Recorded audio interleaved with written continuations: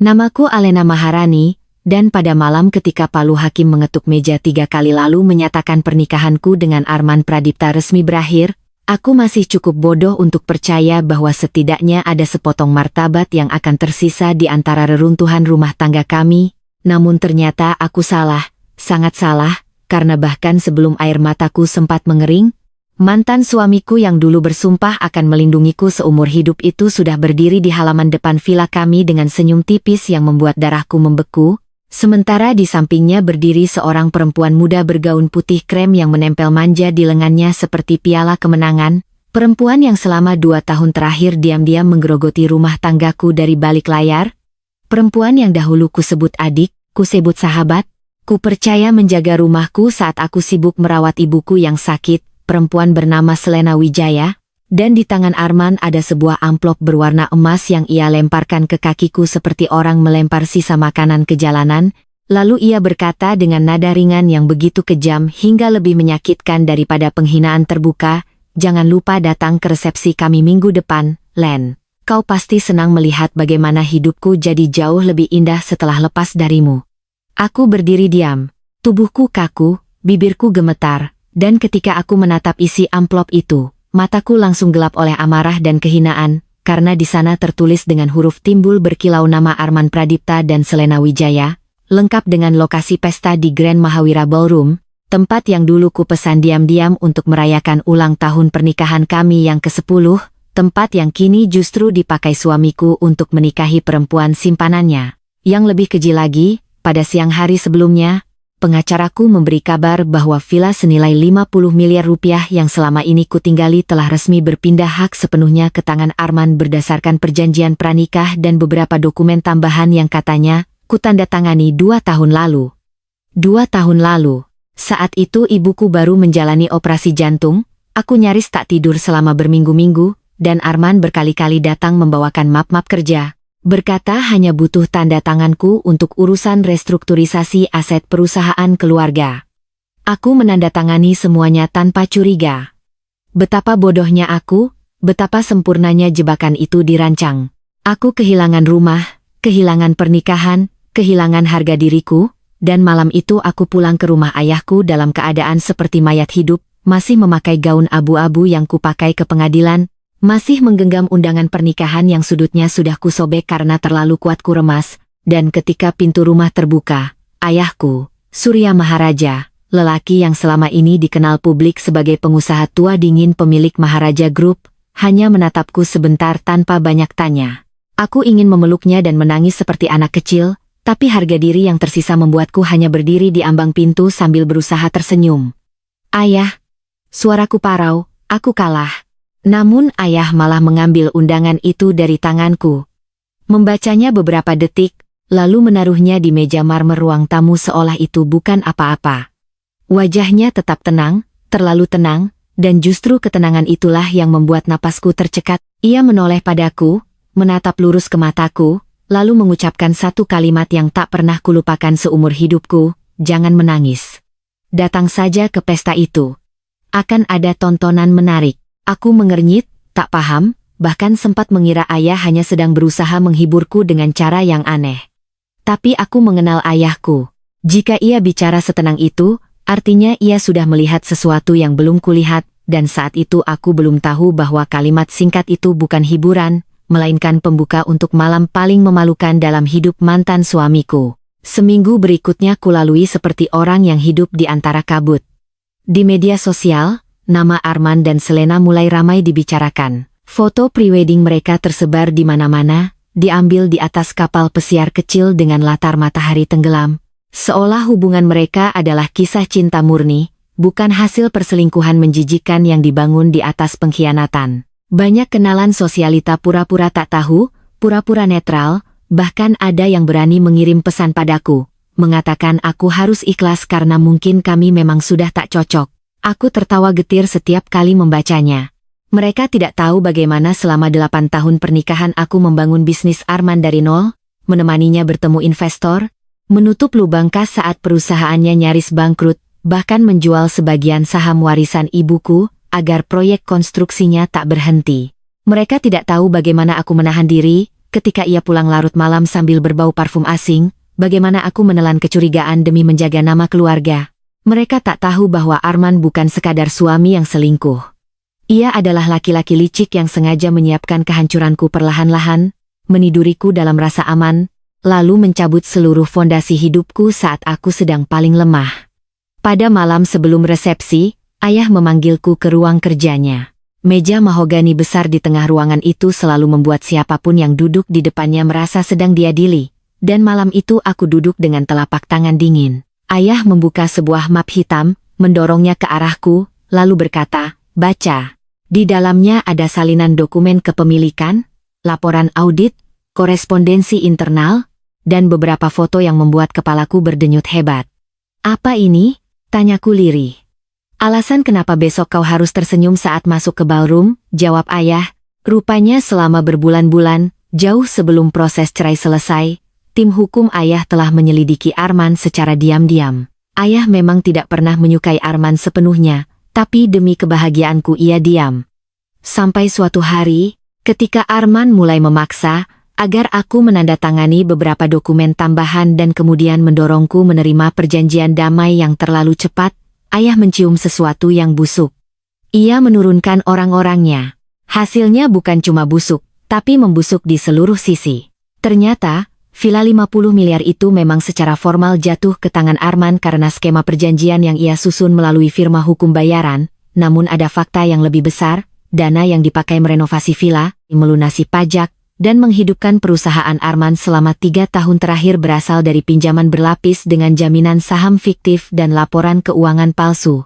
Lebih buruk lagi, sebagian besar aset perusahaan yang ia pamerkan selama ini ternyata dijadikan jaminan pada kreditur bayangan, beberapa di antaranya terkait pencucian uang dari proyek pemerintah yang sedang diselidiki. Aku mengangkat wajah, nyaris tak sanggup bernapas. Arman terlibat sejauh ini? Ayah mengangguk tipis. Dan Selena? Bukan sekadar selingkuhan. Dia direktur boneka di 2 perusahaan cangkang miliknya. Tanganku mulai gemetar. Semua potongan kejadian selama 2 tahun terakhir mendadak menyatu. Selena yang terlalu sering berada di kantor Arman, rekening-rekening baru yang dibuka atas nama perusahaan event organizer miliknya, pesta mewah yang dibiayai entah dari mana, dan cara Arman mendadak kaya raya seolah uang tumbuh dari udara. "Kenapa ayah tidak langsung melaporkannya?" tanyaku. Ayah menutup map itu perlahan. Karena serigala paling mudah dijebak saat merasa sudah menang. Malam itu aku nyaris tak tidur. Bukan karena sedih, melainkan karena untuk pertama kalinya sejak diceraikan, aku merasakan sesuatu yang belum sempat tumbuh. Kemarahan yang dingin. Bukan kemarahan liar yang membuat orang berteriak, melainkan jenis kemarahan yang membuat seseorang bisa berdandan rapi, tersenyum manis, lalu menghancurkan musuhnya di depan banyak orang tanpa menumpahkan setetes air mata. Keesokan harinya, aku memilih kebaya hitam sederhana dengan bordir perak, elegan, tenang, seperti perempuan yang sudah selesai menangis. Penata rambut mencoba bertanya apakah aku baik-baik saja, tapi satu tatapan kecil dariku sudah cukup membuatnya diam. Saat aku turun ke lobi rumah ayah sudah menunggu dengan setelan hitam dan tongkat kayu ulin kesayangannya. "Siap?" tanyanya. Aku mengangguk. "Siap." Mobil kami meluncur menuju Grand Mahawira Ballroom, dan sepanjang ballroom itu dipenuhi bunga putih, lampu gantung kristal, dan layar raksasa menampilkan video cinta Arman dan Selena yang dibuat terlalu dramatis. Para tamu berdatangan dengan gaun dan jas mahal, membawa senyum-senyum penuh rasa ingin tahu. Ketika aku masuk bersama ayah, ruangan mendadak hening sesaat. Semua mata tertuju padaku. Beberapa perempuan menutup mulut. Beberapa lelaki pura-pura sibuk menyesap minuman. Mereka mengira aku datang untuk mempermalukan diri, untuk mengemis cinta yang sudah pergi, atau untuk membuat keributan memalukan. Mereka tidak tahu aku datang justru sebagai penonton paling tenang. Dari kejauhan, Arman yang sedang berdiri di panggung penyambutan langsung kaku melihatku. Senyum kemenangannya sempat goyah, namun ia cepat memulihkannya dan malah melangkah turun beberapa anak tangga untuk menyambut kami. "Wah, ternyata kau benar-benar datang," katanya sambil tertawa kecil. "Aku sempat ragu kau cukup berani." Selena di sampingnya memakai gaun pengantin putih bertabur kristal, terlihat cantik dengan cara yang dingin, tapi sorot matanya gelisah melihat ayahku. Ia menunduk sopan, berpura-pura hormat. Om Surya, terima kasih sudah datang, katanya lembut. Ayah hanya meliriknya sekilas. Aku datang bukan untukmu. Kalimat itu begitu tajam sampai wajah Selena sedikit pucat. Arman tertawa hambar, mencoba menjaga wibawa. Kalau begitu silakan menikmati pesta. Hari ini hari bahagiaku, jadi aku harap tidak ada drama. Ayah menepuk pundaknya pelan, seolah seorang ayah bijak menenangkan anak muda sombong. Tenang saja, kata ayah, drama terbaik biasanya memang dimulai setelah orang merasa semuanya aman. Arman mengernyit, tapi sebelum ia sempat bertanya, ayah sudah mengajakku duduk di meja depan yang justru paling dekat ke panggung. Orang-orang mulai berbisik. Aku bisa mendengar namaku dilafalkan seperti gosip panas. Ada yang kasihan, ada yang penasaran, ada yang menunggu ledakan. Tapi aku hanya duduk tegak, menatap panggung, menunggu. Acara dimulai. MC membuka dengan suara ceria. Arman dan Selena berjalan menuju pelaminan dengan sorot lampu lembut. Musik romantis mengalun. Di layar, video kenangan mereka diputar. Potret tangan saling menggenggam. Adegan tertawa di tepi laut. Tatapan saling mencintai yang dibuat seolah mereka pasangan suci yang ditakdirkan. Aku hampir ingin muntah. Namun ayah menepuk punggung tanganku perlahan, isyarat agar aku sabar. Lalu tepat ketika prosesi cincin akan dimulai, seluruh layar raksasa mendadak mati. Musik terputus. Lampu ballroom sempat berkedip. MC terlihat panik, kru berlarian kecil. Beberapa tamu tertawa gugup mengira itu hanya gangguan teknis.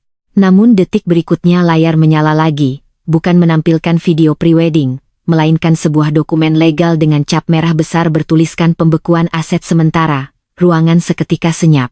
Wajah Arman berubah. Apa ini? Bentaknya ke arah operator. Sebelum siapapun menjawab, layar berganti menampilkan bagan aliran dana, nama perusahaan cangkang, rekening, dan transfer mencurigakan yang terhubung ke perusahaan Arman, lengkap dengan tanggal dan nominal. Bisik-bisik tamu berubah menjadi gumaman keras.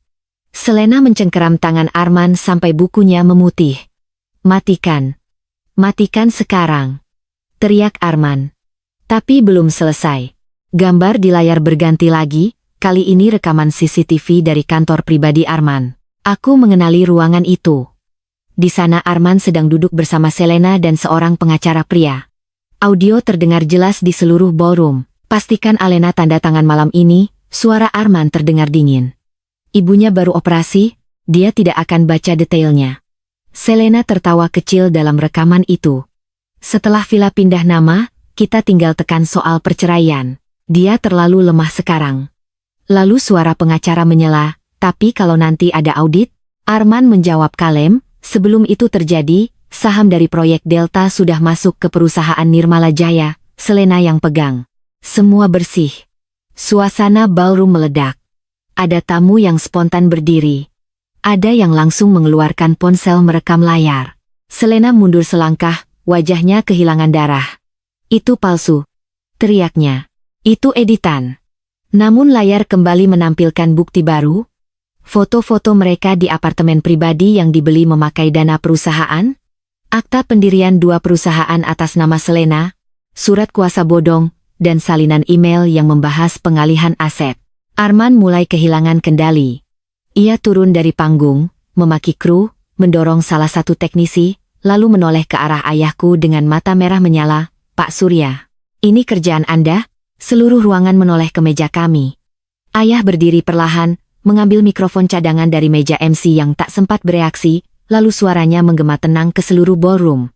Selamat malam, maaf mengganggu pesta.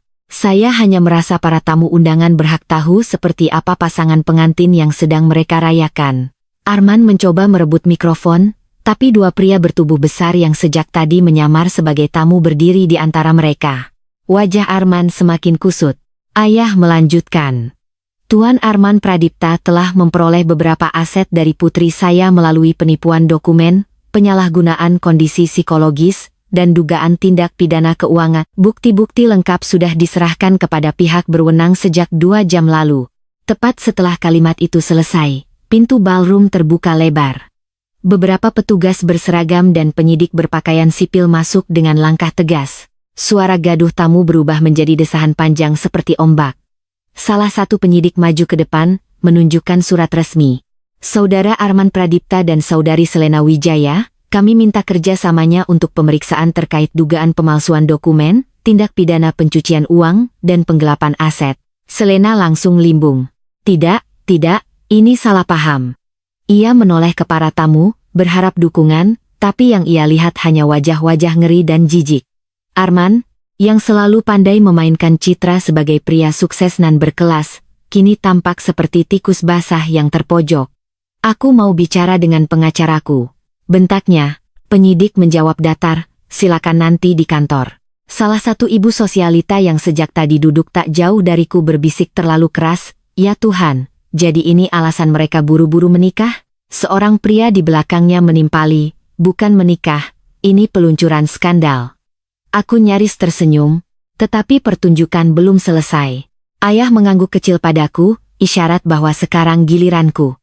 Entah dari mana datangnya kekuatan itu, aku berdiri, melangkah menuju panggung dengan tumit tinggi yang bergaung di lantai marmer. Semua mata kembali tertuju padaku. Aku mengambil mikrofon dari tangan ayah. Arman menatapku seolah baru sadar bahwa perempuan yang selama ini ia anggap hancur ternyata masih bisa berdiri tegak. Aku menatapnya lurus-lurus.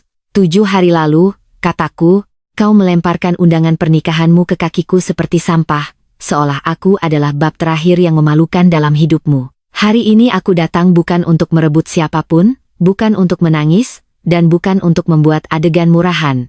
Aku datang untuk melihat 2 pembohong yang merasa paling cerdas akhirnya telanjang di depan orang-orang yang mereka tipu. Selena mulai menangis. Air matanya merusak riasan sempurnanya. Kak Alena, tolong. Aku memotong tajam, jangan panggil aku kakak. Perempuan yang tidur dengan suami orang lalu, ikut merancang pencurian aset bukan adik siapa-siapa. Ruangan bergemuruh oleh bisik-bisik baru. Aku lanjut menatap Arman. Kau bilang hidupmu lebih indah setelah lepas dariku. Mungkin benar. Uang hasil menipu memang bisa membeli bunga, ballroom, dan gaun pengantin. Tapi sayang, uang itu tidak cukup untuk membeli masa depan. Wajah Arman memerah, namun kali ini bukan karena marah saja, melainkan karena ia tahu semua pintu keluar mulai tertutup, ia masih mencoba menyerang. Jangan sok suci, Alena. Kau pikir semua yang kau punya berasal dari kerja kerasmu? Kau cuma hidup dari nama besar ayahmu. Aku tersenyum tipis. Dan kau hidup dari uang istrimu sambil meniduri perempuan lain. Kita memang berbeda. Terdengar beberapa tawa tertahan dari sudut ruangan. Arman gemetar. Lalu, seperti orang putus asa, ia menunjukku dan berteriak, villa itu milikku, secara hukum milikku. Aku menoleh ke arah penyidik, lalu ke arah ayah. Ayah memberi isyarat kecil kepada pengacaranya yang kemudian maju membawa map merah. Pengacara itu berbicara lantang.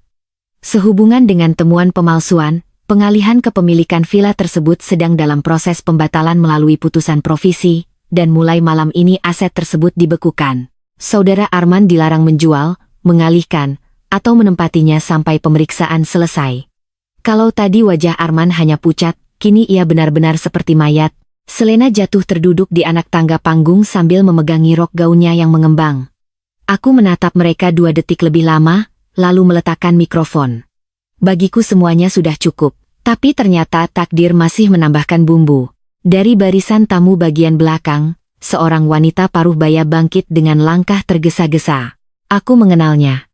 Lydia Pradipta, Ibu Arman, yang selama pernikahan kami selalu menganggapku tak cukup patuh, tak cukup cepat memberi cucu, dan terlalu kuat kepala. Malam itu ia datang dengan kebaya merah anggur, tampak mewah seperti biasa. Namun sekarang wajahnya panik. Arman, teriaknya, katakan ini bohong. Katakan. Arman berusaha mendekat, tapi 2 petugas menahannya. Mama, tenang dulu. Tenang bagaimana, pekik Lydia. Tadi siang rekening Mama juga diblokir. Rumah Pondok Indah disita sementara. Kau pakai nama Mama lagi, ya? Ballroom nyaris meledak untuk kedua kalinya. Rupanya bahkan ibunya sendiri tak tahu semua. Arman terdiam sepersekian detik, dan keheningan itulah pengakuan paling telanjang. Lydia menamparnya keras di depan semua orang. Suaranya nyaring. Selena menjerit kecil, Anak tidak tahu diri. Lydia terisak marah. Kau hancurkan keluarga sendiri demi perempuan murahan ini? Selena spontan berdiri dan membalas.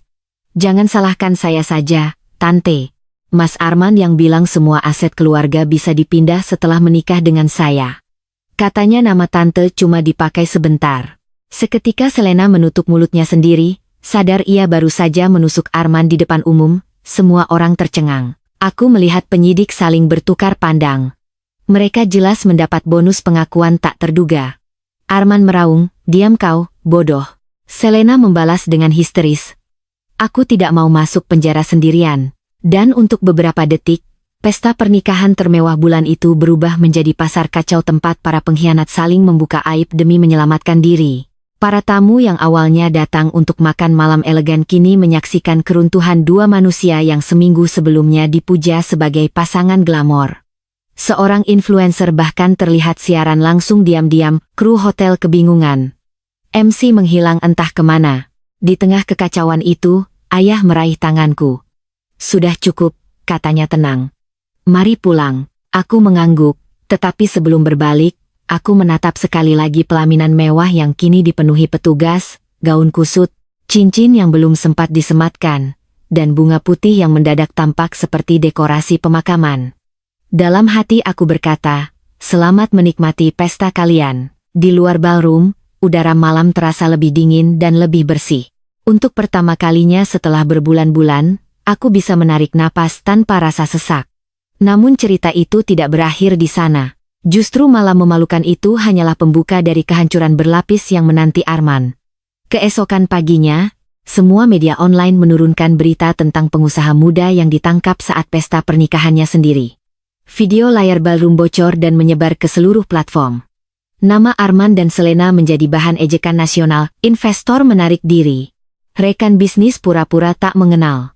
Beberapa kreditur yang dulu disuapnya mulai bicara. Dalam 3 hari, saham perusahaan cangkangnya rontok, kantor pusatnya disegel, dan rumah-rumah mewah yang selama ini ia pamerkan di media sosial dipasangi plang penyitaan. Aku sendiri tidak muncul di depan publik. Ayah menyuruhku diam, fokus memulihkan diri, dan membiarkan hukum bekerja. Tetapi diamku justru membuat publik semakin penasaran. Banyak yang menganggapku korban yang bangkit, banyak juga yang mulai menggali perananku dahulu dalam membesarkan bisnis Arman. Dari situ perlahan-lahan narasi berubah. Orang-orang mulai tahu bahwa istri yang dibuang itu selama bertahun-tahun adalah otak di balik proposal investasi, negosiasi proyek, dan manajemen krisis perusahaan mantan suaminya. Mereka baru sadar Arman tampak jenius selama ini karena ia berdiri di atas punggung perempuan yang sabar. Sementara itu, pengacara kami bergerak cepat. Dokumen-dokumen yang dulu kutandatangani di bawah kondisi manipulatif diajukan pembatalannya. Beberapa saksi dari kantor Arman yang awalnya takut akhirnya mau bicara setelah merasa bos mereka benar-benar tumbang. Salah satunya Nino, mantan kepala keuangan, datang ke rumah ayah pada malam hujan dengan wajah pucat dan tangan gemetar. Ia membawa flash disk berisi cadangan email, catatan transaksi, serta rekaman percakapan Arman dengan broker tanah. Bu Alena, katanya pelan saat kami duduk berhadapan. Saya minta maaf. Saya tahu ibu tidak pernah diperlakukan adil. Saya dulu diam karena keluarga saya diancam. Aku menatap lelaki itu beberapa detik, di masa lalu aku pernah menganggapnya loyal pada Arman. Ternyata banyak orang di sekitar mantan suamiku hidup dalam ketakutan yang sama. Kenapa sekarang bicara? Tanyaku. Nino menunduk. Karena 2 malam lalu Pak Arman memerintahkan orang mengambil server cadangan dan menghapus jejak. Kalau saya masih diam, saya ikut tenggelam. Aku menerima flash disk itu tanpa ekspresi. Terlambat untuk bersih sepenuhnya, Nino. Tapi belum terlambat untuk berhenti kotor. Berkat data dari Nino, satu fakta lain muncul seperti pisau baru. Villa 50 miliar yang direbut Arman dariku, ternyata sudah dijanjikan diam-diam kepada seorang konglomerat asing, sebagai agunan investasi proyek pelabuhan fiktif. Artinya ia bahkan belum sempat benar-benar menikmati villa itu. Ia merampas rumahku hanya untuk mempertaruhkannya lagi. Begitu mengetahui hal tersebut, aku tidak menangis seperti dulu. Yang kurasakan justru muak. Betapa murahnya hati seorang manusia ketika keserakahan menjadi agama. Di sisi lain, Selena mulai bermain sebagai korban. Dari tahanan pemeriksaan, ia mengirimkan pernyataan melalui pengacaranya bahwa semua tindakannya dilakukan karena dibutakan cinta dan di bawah tekanan Arman. Ia bahkan berani menyebutku perempuan dingin yang selama ini menelantarkan suami sehingga Arman mencari kebahagiaan lain. Saat membaca itu, aku hanya tertawa kecil. Ayah yang duduk di seberang meja sarapan mengangkat alis. Lucu, tanyanya. Sangat, jawabku. Perempuan yang meniduri suami orang dan menandatangani perusahaan cangkang kini bicara soal cinta, ayah menyesap kopinya. Orang putus asa akan menjual air mata jika tak punya lagi barang lain. Namun aku belum tahu bahwa Selena menyimpan langkah yang lebih kotor. Seminggu kemudian, ketika aku mulai rutin datang ke kantor pusat Maharaja Group untuk membantu restrukturisasi salah satu anak perusahaan, seorang resepsionis memberitahu bahwa ada tamu yang menunggu di lounge privat. Aku mengira itu investor. Ternyata Selena. Ia datang dengan baju sederhana. Wajah pucat tanpa riasan. Tampak lebih tua 10 tahun dibanding terakhir kali kulihat di pelaminan. Ia berdiri begitu aku masuk. Aku cuma mau bicara 5 menit, katanya. 2 petugas keamanan di belakangku menunggu instruksi. Aku mengangkat tangan, mempersilakan mereka menjauh tapi tetap siaga. 5 menit, kataku dingin. Selena duduk dengan gelisah. Aku tahu kau membenciku. Kau berhak. Tapi ada hal yang perlu kau tahu. Kalau kau datang untuk minta maaf, simpan saja. Ia menggigit bibir. Aku tidak datang untuk minta maaf. Aku datang karena Arman sedang menyiapkan sesuatu. Perhatianku sedikit terangkat. Apa maksudmu? Selena menatap ke bawah. Dia menyimpan beberapa dokumen dan video yang bisa dipakai untuk menyeret namamu, namaku, bahkan nama ayahmu. Dia bilang kalau dia hancur, semua orang harus ikut hancur. Aku menatapnya tanpa berkedip. Dan kenapa aku harus percaya padamu? Karena aku juga mau selamat. Tentu saja. Selalu tentang dirinya. Selena lalu mengeluarkan secarik kertas dari tasnya, berisi alamat sebuah gudang tua di kawasan Marunda. Di sana ada brankas rahasia. Aku pernah ikut sekali. Ada hard drive, stempel perusahaan, dan dokumen asli. Ia menelan ludah. Arman percaya aku bodoh. Tapi aku hafal kode akses ruangan. Aku menyilangkan tangan. Apa imbalannya? Air mata berkumpul di matanya, tetapi aku tak lagi mudah tertipu. Aku mau kau bicara pada ayahmu, agar kasusku diringankan. Aku tertawa kecil, nyaris iba pada kegigihannya bertransaksi bahkan ketika hidupnya hancur. Kau salah alamat. Aku bukan penjual pengampunan. Selena buru-buru berkata, kalau kau tidak bergerak sekarang, Arman akan lebih dulu membersihkan semuanya. Kau pikir dia pernah benar-benar mencintai siapapun? Tidak. Aku pun cuma alat. Ada semacam keputusasaan tulus dalam nada suaranya kali ini, dan itulah yang membuatku percaya sebagian. Bukan karena aku iba, melainkan karena aku mengenal Arman. Ya, dia memang tipe yang akan menyeret siapa saja ke kubangan. Setelah Selena pergi, aku membawa alamat itu ke ayah. Ia langsung menghubungi tim hukumnya. Dan dalam beberapa jam surat penggeledahan darurat diurus melalui jalur resmi karena lokasi itu sudah terkait penyidikan berjalan. Malamnya, gudang itu dibuka. Dan benar. Di balik dinding geser palsu terdapat sebuah ruang kecil berpendingin dengan 3 brankas. Isi brankas pertama adalah tumpukan uang tunai dalam berbagai mata uang. Brankas kedua penuh stempel dan dokumen pendirian perusahaan. Brankas ketiga berisi hard drive, ponsel lama, serta map dengan label tangan, Alena. Saat melihat namaku di sana, dadaku menegang. Aku tidak ikut membuka isinya malam itu karena ayah melarang, tetapi keesokan harinya di ruang rapat privat kami melihat semuanya bersama penyidik dan pengacara. Di dalam map itu ada salinan kontrak, foto-foto lama, catatan kesehatan ibuku, dan draft narasi media untuk menjatuhkanku andai perceraian berjalan tidak sesuai rencana Arman. Dia telah menyiapkan skenario bahwa aku adalah istri tak stabil secara emosi, boros, dan berselingkuh dengan salah satu direktur perusahaan ayah. Bahkan ada bukti transfer kepada seorang jurnalis gosip untuk menyebarkan isu tersebut jika diperlukan. Jari-jariku membeku. Dia benar-benar merencanakan semuanya sejak lama, bisikku. Ayah menatapku, tatapannya keras sekaligus sedih. Karena itu ayah bilang jangan menangis di pesta itu. Tangisan terlalu mahal untuk diberikan pada orang seperti dia. Penemuan itu mengubah banyak hal, bukan hanya karena bukti bertambah, tetapi karena untuk pertama kalinya aku berhenti melihat diriku sebagai perempuan yang kalah. Aku mulai sadar bahwa selama ini aku bukan korban pasif. Aku memang tertipu, ya. Aku terluka, ya. Tapi aku juga masih hidup, masih memiliki nama, kecerdasan, dan keluarga yang kuat. Sejak hari itu, aku memutuskan tidak lagi bersembunyi. Aku mulai menghadiri rapat-rapat penting Maharaja Group, mengambil alih lini strategi yang sebelumnya kutinggalkan setelah menikah, dan menata kembali citraku di publik, bukan sebagai mantan istri yang dikasihani, melainkan sebagai perempuan yang kembali memegang kendali. Tentu saja tidak semua orang senang. Beberapa petinggi lama perusahaan ayah, terutama yang terbiasa meremehkan perempuan, diam-diam menganggap aku hanya anak pemilik yang pulang karena gagal menikah.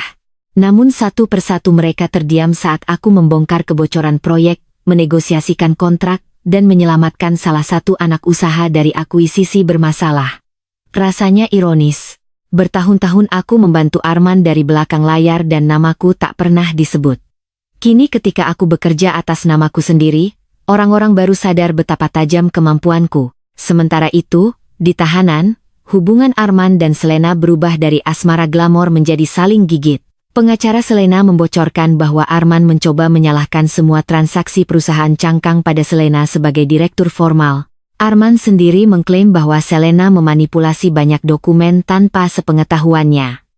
Mereka seperti dua tikus yang tenggelam di tong yang sama sambil memakan satu sama lain demi bertahan lebih lama beberapa menit, tetapi nasib suka bermain ironi dengan cara yang kejam.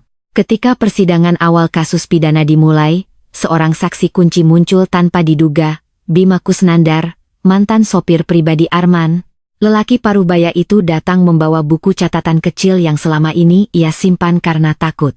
Dalam kesaksiannya, ia menceritakan bagaimana selama berbulan-bulan ia mengantar Arman dan Selena ke berbagai pertemuan rahasia, termasuk ke notaris yang memproses dokumen pengalihan asetku dan ke rumah seorang pejabat yang diduga menerima suap proyek. Tapi satu pernyataannya membuat ruang sidang gempar.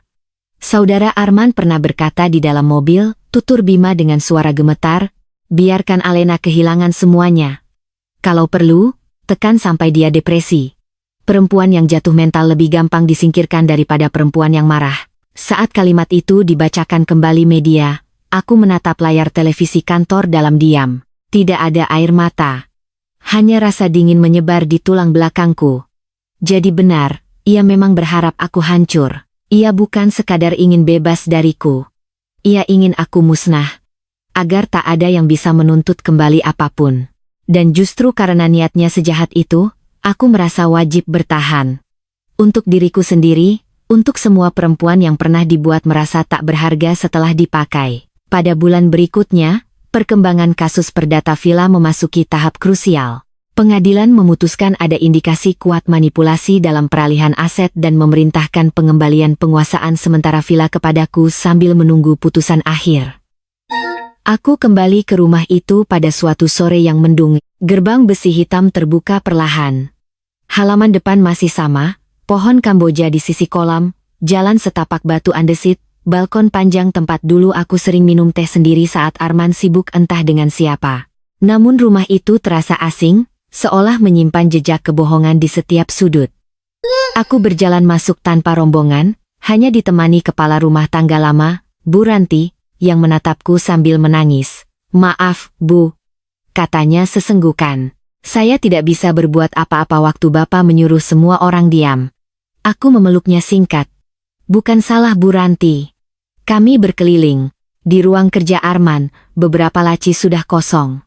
Di lemari pakaian, jas-jas mahalnya hilang.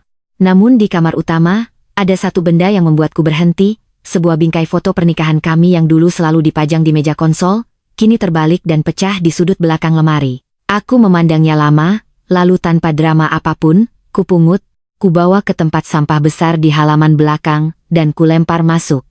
Bunyi kaca pecah menyusul. Rasanya seperti titik.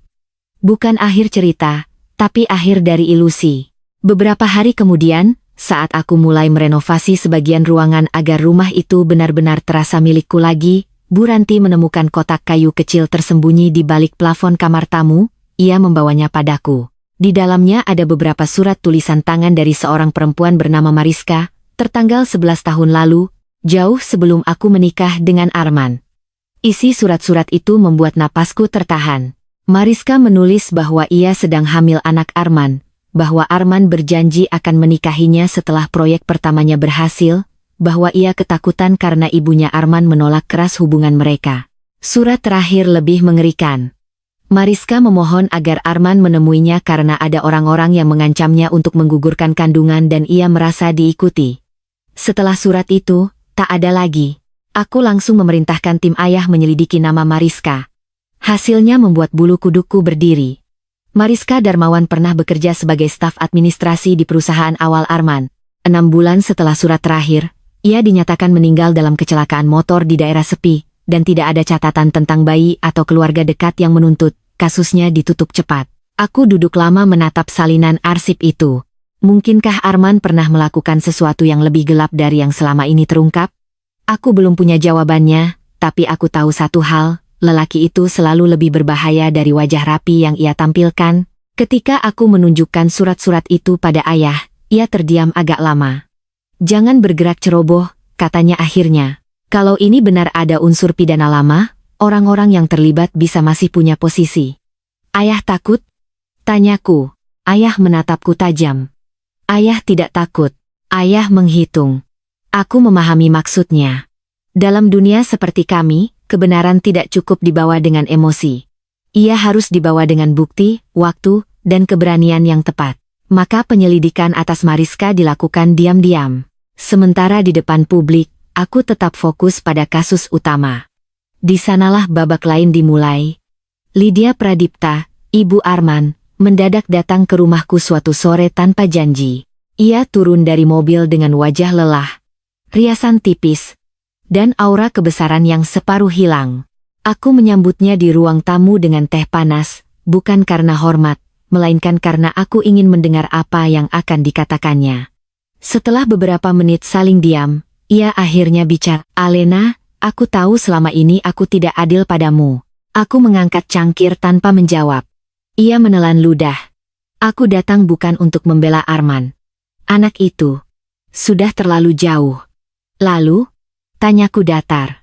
Lydia memandang jendela, menghindari tatapanku.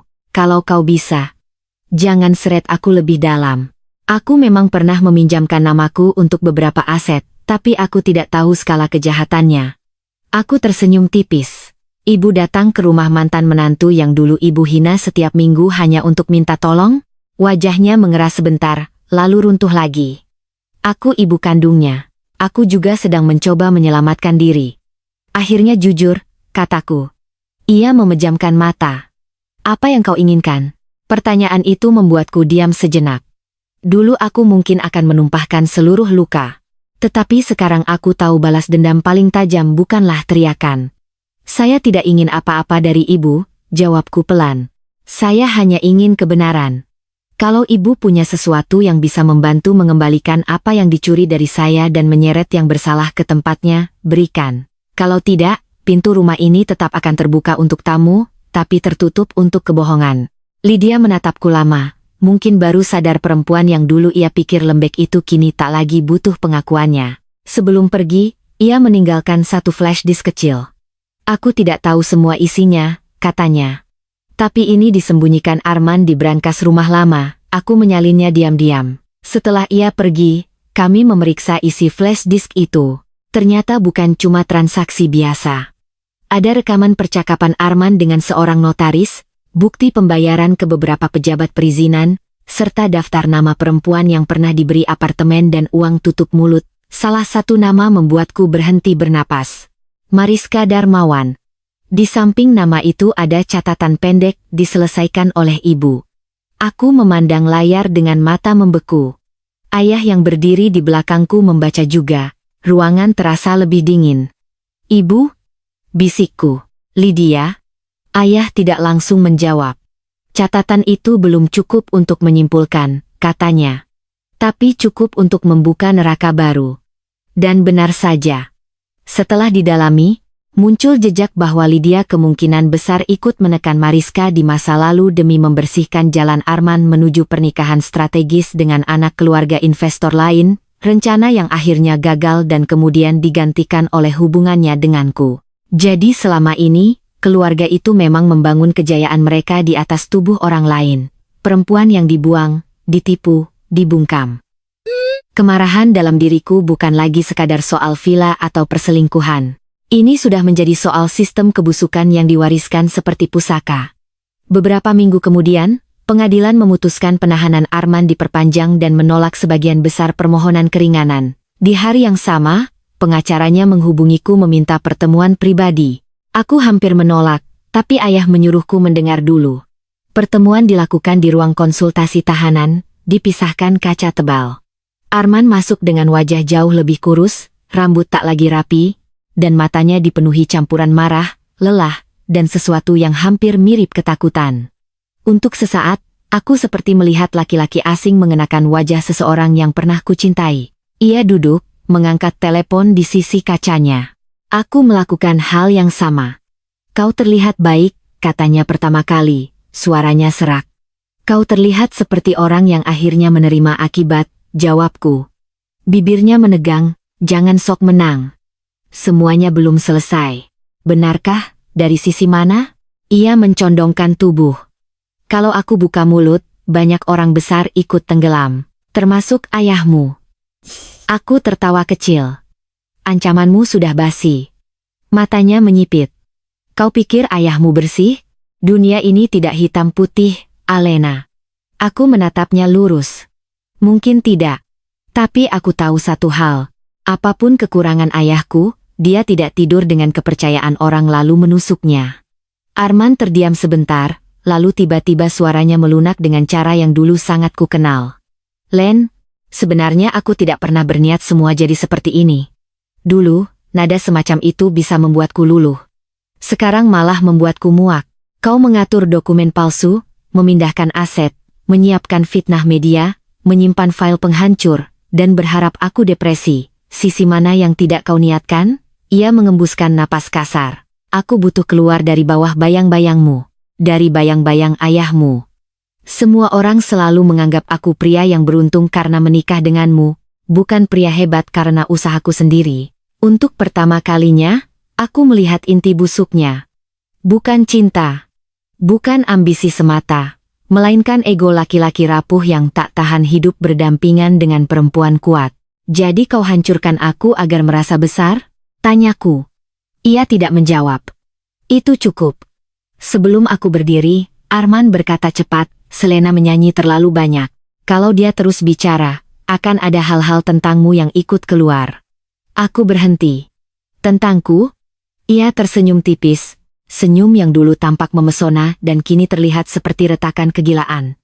"Tanya saja ayahmu, dari mana sebenarnya uang pertama untuk menyelamatkan perusahaanmu dulu." Aku menatapnya beberapa detik, lalu menutup telepon dan pergi tanpa menoleh lagi. Tetapi kata-katanya tertinggal seperti serpihan kaca.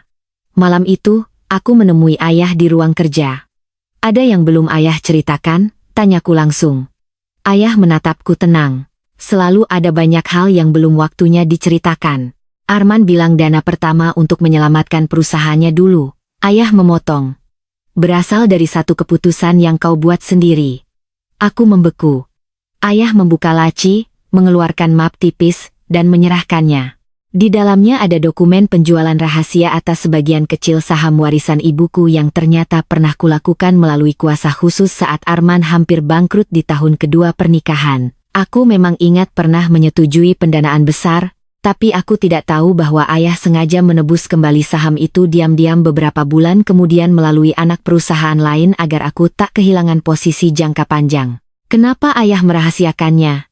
Karena kau sedang jatuh cinta dan tidak akan mendengarkan siapapun. Ayah tidak ingin kau merasa dipermalukan saat tahu suamimu diselamatkan oleh istrimu sendiri. Aku duduk pelan. Jadi benar, tanpa uangku, tanpa perlindungan ayah, Arman sudah tamat sejak lama. Aku bukan hanya pondasi. Aku adalah defibrilator yang menghidupkannya berkali-kali. Tak heran egonya membusuk. Beberapa bulan berselang, putusan awal kasus perdata keluar, pengalihan villa dinyatakan cacat hukum dan batal. Rumah itu sah kembali menjadi milikku.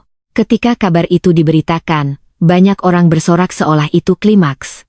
Tetapi bagiku itu hanyalah satu pintu yang kembali terbuka. Aku memutuskan menjual villa tersebut 6 bulan setelah pemulihan penuh, bukan karena tak mampu tinggal di sana, melainkan karena aku tak ingin hidupku terus terikat pada bangunan yang menyimpan terlalu banyak kebusukan. Uang hasil penjualan tidak kupakai untuk bermewah-mewah. Sebagian besar kuinvestasikan ke program dana bantuan hukum dan tempat perlindungan sementara untuk perempuan korban manipulasi ekonomi dalam rumah tangga. Ide itu datang tiba-tiba namun terasa tepat, kalau aku, dengan pendidikan, nama keluarga, dan akses terbaik, saja bisa dijerat sedemikian rupa, bagaimana dengan perempuan lain yang tidak punya siapa-siapa? Saat program itu diluncurkan, media mengundangku bicara. Untuk pertama kalinya aku berdiri di depan kamera bukan sebagai korban skandal, melainkan sebagai pendiri gerakan yang lahir dari luka. Aku berkata, kekerasan dalam rumah tangga tidak selalu berbentuk pukulan. Kadang ia hadir sebagai tanda tangan yang dipaksa, rekening yang dikuras, akses yang diputus, dan martabat yang diperteli sedikit demi sedikit sampai seorang perempuan merasa ia tak punya apa-apa, padahal ia masih punya dirinya. Potongan video itu viral. Ratusan pesan masuk dari perempuan-perempuan yang mengaku mengalami hal serupa. Setiap malam aku membaca beberapa, dan setiap kali itu pula aku makin yakin bahwa kehancuranku kemarin tidak sia-sia jika bisa menjadi cahaya bagi orang lain. Namun masa lalu belum selesai menagih, penyelidikan terkait Mariska berkembang, dan nama Lydia semakin sering muncul. Pada akhirnya, penyidik menemukan seorang saksi lama, bidan tua di kota kecil yang pernah didatangi Mariska saat hamil. Dari kesaksiannya, diketahui Mariska memang mengandung anak Arman dan sempat berencana melarikan diri keluar kota karena terus diteror seorang perempuan kaya yang mengaku ibu Arman. Bayi itu ternyata lahir prematur, hidup 2 hari, lalu meninggal. Mariska depresi berat setelahnya. 2 bulan kemudian ia tewas dalam kecelakaan yang kini patut dipertanyakan. Ketika kabar itu dibawa ke meja kami, aku menutup mata lama. Ada rasa ngeri yang tidak bisa dijelaskan. Arman selama ini mungkin memang tidak membunuh dengan tangannya sendiri, tapi jejak kerusakan yang ditimbulkannya seperti penyakit menular. Tidak semua kasus lama bisa dibuka sempurna karena bukti fisik sudah banyak hilang, namun cukup untuk menghancurkan sisa citra keluarga Pradipta di mata publik. Lydia jatuh sakit tak lama kemudian. Banyak yang bilang itu karena stres. Banyak juga yang berbisik itu karma. Aku tak merasa perlu menambahkan apapun. Yang aneh justru ketika suatu malam aku menerima surat tulisan tangan dari Selena dari tahanan wanita. Surat itu panjang, berisi pengakuan, penyesalan, dan rasa takut. Ia menulis bahwa sejak awal ia tahu Arman sudah menikah, tapi ia tergoda oleh janji hidup mewah dan status. Ia menulis bahwa semakin lama bersama Arman, ia semakin menyadari pria itu tak mencintai siapapun, termasuk dirinya sendiri. Ia juga menulis bahwa malam sebelum pesta pernikahan, Arman sempat berkata, setelah akad, kalau semua aman, kita pindah aset terakhir dari nama mamaku. Alena habis, setelah itu, kalau kau berani macam-macam, kau juga mudah dihapus. Baris itu kubaca 2 kali. Jadi bahkan Selena pun mungkin tak pernah benar-benar aman di sisi pria itu. Apakah aku memaafkannya? Tidak, tetapi untuk pertama kalinya aku melihatnya bukan hanya sebagai perusak, melainkan juga sebagai perempuan bodoh yang rela menjadi alat sampai akhirnya alat itu hendak dibuang. Aku membalas suratnya dengan 1 kalimat saja. Pengampunan bukan hak yang bisa dibeli dengan ketakutan. Beberapa bulan kemudian, persidangan pidana memasuki tahap akhir. Hari pembacaan tuntutan dipenuhi wartawan. Arman tampak jauh lebih tua dari usianya. Selena duduk terpisah, tak pernah lagi saling memandang. Jaksa membacakan daftar pelanggaran satu persatu, panjang seperti dosa yang tak habis. Ketika tiba pada bagian manipulasi aset rumah tangga dan eksploitasi kondisi psikologis pasangan, ruang sidang terasa menahan napas. Banyak orang mungkin menganggap bagian itu kecil dibanding pencucian uang atau penggelapan proyek. Tapi bagiku justru itulah inti semuanya. Seorang laki-laki yang merasa berhak merampas hidup perempuan yang pernah mencintainya. Saat tuntutan berat dijatuhkan, Arman sempat menoleh ke arah deretan pengunjung. Mata kami bertemu. Tak ada cinta, tak ada sisa kenangan manis, hanya dua manusia yang akhirnya berdiri di sisi berlawanan dari kebenaran. Aku tidak tersenyum. Aku juga tidak menangis. Aku hanya menatapnya sampai ia lebih dulu berpaling. Setelah sidang, wartawan berkerumun meminta komentarku. Salah satu dari mereka berteriak, "Bu Alena, apa yang ingin Anda katakan kepada mantan suami Anda?" Aku berhenti, memandangi lensa kamera yang merekam wajahku, lalu menjawab singkat, "Terima kasih karena telah menunjukkan kepadaku bahwa kehilangan seorang pengkhianat bukanlah kehancuran, melainkan pembebasan." Kalimat itu besoknya memenuhi headline. Namun kehidupan tidak hanya dibangun dari headline.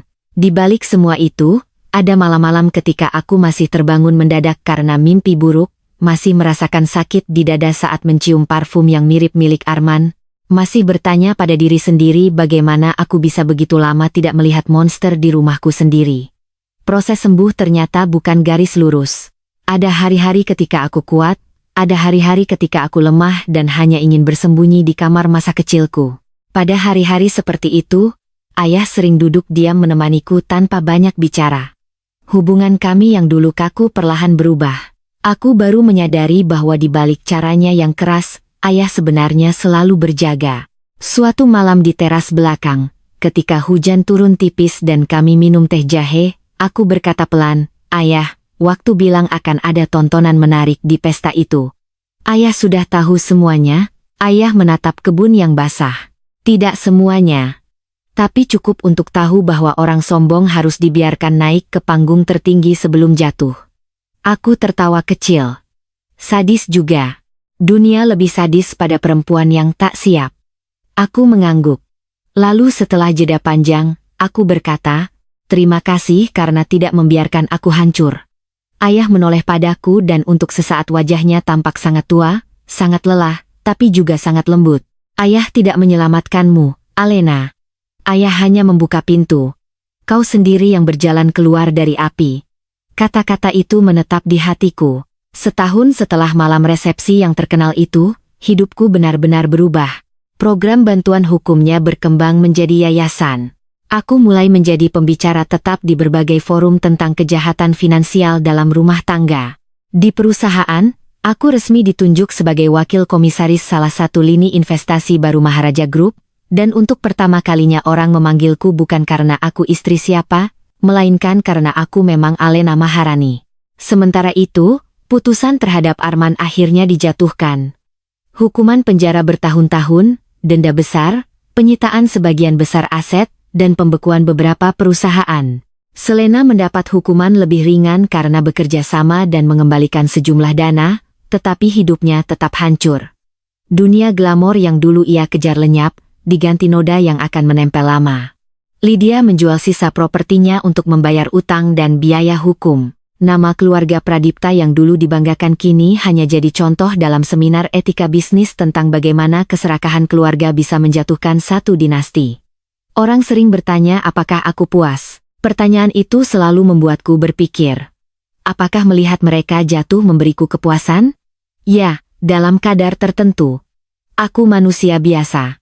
Tetapi yang lebih penting dari puas adalah pulih. Karena balas dendam yang paling mahal bukan ketika musuh hancur, melainkan ketika kita sendiri tak lagi hidup di bawah bayang-bayang mereka. Pada ulang tahunku yang ke-35, ayah mengajakku makan malam sederhana di rumah, hanya kami berdua dan beberapa orang terdekat. Tidak ada pesta besar. Setelah makan, ayah memberiku sebuah kotak kecil.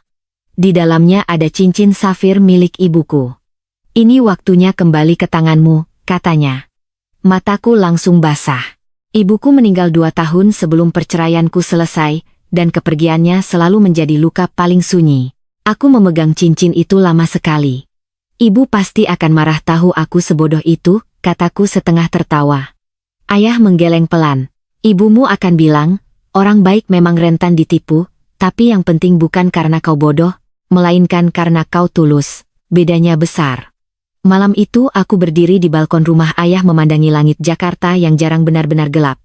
Aku memikirkan jalan panjang yang kulewati, perempuan yang dilempari undangan penghinaan, perempuan yang datang ke pesta pernikahan mantan suaminya dengan hati remuk, perempuan yang menyaksikan sendiri pelaminan berubah menjadi tempat penangkapan, perempuan yang menemukan bukti-bukti busuk, kehilangan rumah, merebutnya kembali, lalu membangun sesuatu yang lebih besar dari rumah manapun. Aku sadar satu hal, luka yang tidak membunuh kita seringkali memahat bentuk baru dalam diri kita. Dan bentuk baruku jauh lebih tajam daripada dulu. Beberapa waktu kemudian, sebuah kejadian kecil namun simbolis terjadi. Aku sedang menghadiri seminar hukum keluarga sebagai pembicara ketika seorang perempuan muda mendatangiku di akhir acara. Ia mengenakan blazer murah namun rapi, wajahnya pucat, matanya merah seperti kurang tidur berhari-hari. "Bu Alena," katanya lirih. "Saya datang karena lihat video ibu. Suami saya memaksa saya tanda tangan pinjaman atas nama saya. Saya takut." Aku menggenggam tangannya. Dulu mungkin aku hanya akan berkata sabar. Kini aku berkata, mulai malam ini jangan tanda tangan apapun, besok datang ke kantor yayasan saya, kita cek semua dokumennya. Perempuan itu menangis, dan di saat itulah aku tahu, seluruh kehinaan yang pernah kutelan telah berubah menjadi sesuatu yang berguna. Bukan berarti aku bersyukur pernah dikhianati, tentu tidak. Tetapi aku bersyukur aku tidak mati karenanya. Di tahun kedua setelah perceraian, aku menerima kabar bahwa Arman meminta bertemu lagi, kali ini karena alasan kesehatan. Ia katanya mulai sakit-sakitan di penjara dan ingin bicara empat mata. Aku menolak, tidak karena dendam membara, tapi karena akhirnya aku paham bahwa tidak semua pintu perlu dibuka hanya karena seseorang mengetuk. Ada hubungan yang selesai bukan dengan maaf, bukan dengan air mata, tapi dengan keheningan yang tegas. Beberapa orang bilang aku seharusnya memberi kesempatan terakhir. Aku hanya tersenyum. Mereka tidak hidup dalam kulitku. Mereka tidak tahu seperti apa rasanya dijadikan target kehancuran oleh orang yang tidur di ranjang yang sama. Beberapa bulan setelah penolakan itu, ku dengar Arman dipindahkan ke fasilitas kesehatan pemasyarakatan untuk perawatan. Aku tak merasa senang ataupun sedih. Yang kurasakan justru anehnya lega, karena untuk pertama kalinya nasibnya sama sekali tidak memengaruhi suhu jiwaku. Ia akhirnya menjadi apa yang seharusnya sejak dulu. Masa lalu. Suatu sore, saat aku mengunjungi makam ibu, ayah berdiri di sampingku sambil memegang payung hitam karena gerimis turun pelan. Setelah kami menabur bunga, ayah berkata, "Ibumu akan bangga." Aku tersenyum tipis. "Karena aku menang?" Ayah menggeleng. "Karena kau tidak berubah jadi monster meski dikelilingi monster." Aku menatap nisan ibu dan merasakan tenggorokanku mengencang. Itulah kemenangan yang sebenarnya, rupanya. Bukan saat melihat musuh diborgol, bukan saat rumah kembali atas namaku, bukan saat media memujiku. Kemenangan adalah ketika setelah semua itu, aku masih bisa memilih menjadi manusia. Namun kisah ini akan terasa kurang lengkap jika aku tidak jujur tentang satu hal. Aku memang sempat ingin menghancurkan semua orang yang terlibat tanpa sisa. Ada malam-malam ketika aku membayangkan menelanjangi aib mereka satu persatu, membuat mereka tak punya tempat bersembunyi. Tapi waktu mengajariku bahwa sebagian kehancuran paling efektif justru dilakukan hukum, fakta, dan ketenangan. Dengan begitu, yang jatuh bukan hanya tubuh mereka, tetapi juga topeng yang selama ini melindungi mereka. Dan topeng Arman runtuh di malam yang ia kira akan menjadi malam kejayaannya. Sampai hari ini, setiap kali seseorang mengungkit cerita itu, mereka selalu mengingat bagian paling sensasional, mantan istri yang datang ke resepsi lalu menyaksikan pengantin ditangkap. Mereka menyebutnya drama sempurna. Mereka bilang seperti adegan sinetron. Aku tak pernah membantah. Memang terdengar seperti drama. Tapi tidak ada yang tahu detail paling sunyi. Jari-jariku yang dingin saat memasuki ballroom, detak jantungku yang hampir pecah ketika layar pertama kali mati, suara batinku yang terus berkata jangan rubuh, jangan rubuh, jangan beri mereka hadiah itu. Tidak ada yang tahu bahwa setelah pulang malam itu, aku mandi sangat lama sambil berdiri diam di bawah air panas, bukan karena ingin membersihkan makeup, melainkan karena tubuhku baru menyadari perang sudah selesai. Tidak ada yang tahu bahwa ketika akhirnya aku tidur, aku memeluk bantal dan menangis tanpa suara selama beberapa menit, bukan untuk Arman, tapi untuk diriku yang dulu, perempuan yang terlalu percaya bahwa cinta bisa membuat seseorang aman. Kalau aku bisa kembali ke malam saat ia melempar undangan itu ke kakiku, mungkin aku akan memeluk diriku sendiri dan berbisik, jangan takut, kau memang akan kehilangan sebuah rumah, sebuah nama belakang, dan ilusi tentang cinta, tapi kau akan mendapatkan sesuatu yang jauh lebih mahal, dirimu sendiri. Maka ya, Aku datang ke pesta itu. Aku duduk rapi, tersenyum tipis, dan menyaksikan panggung kemenangan mantan suamiku berubah menjadi reruntuhan. Dan ketika semua orang menoleh padaku, menunggu apakah aku akan pecah atau mengamuk, aku justru berdiri paling tenang, karena hanya aku yang tahu bahwa malam itu bukan akhir kehancuranku, melainkan awal kelahiranku kembali. Jadi kalau kau bertanya bagaimana rasanya ketika mantan suamiku merampas villa 50 miliar, melempar undangan pernikahan dengan selingkuhannya ke kakiku, lalu ayahku hanya berkata, "Jangan menangis. Datang saja ke pesta itu. Akan ada tontonan menarik." Maka jawabanku sederhana. Rasanya seperti didorong masuk ke jurang, lalu di dasar jurang itu aku menemukan sayap. Dan sejak saat itu, aku tak pernah lagi takut pada orang yang mengira mereka bisa menjatuhkanku, karena aku sudah tahu satu rahasia yang tak dimiliki para pengkhianat. Perempuan yang sudah selamat dari api tidak akan pernah lagi gentar pada asap.